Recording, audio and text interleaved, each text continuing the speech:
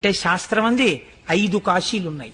ఈ 5 కాశీలలో కనీసం ఏదో ఒక కాశీకి వెళ్ళాలి.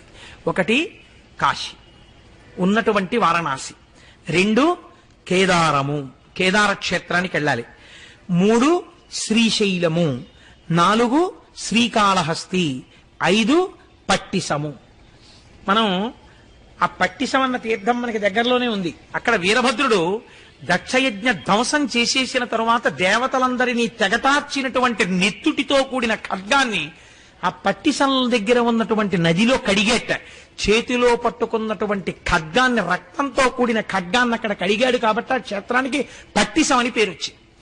కాబట్టి 5 కాశీలే. ఓపిక లేకపోతే, ఓపిక ఉంటే కానివ్వండి, ఓపిక ఉంటే కాశీ వెళ్ళాలి. ఓపిక లేకపోతే ఈ 5 కాశీలలో కనీసం ఒక్క కాశీ అయినా జన్మాంతరంలో చూడాలి. మన అదృష్టం చూడండి, ఆంధ్రదేశంలో శ్రీశైలం, శ్రీకాళహస్తి,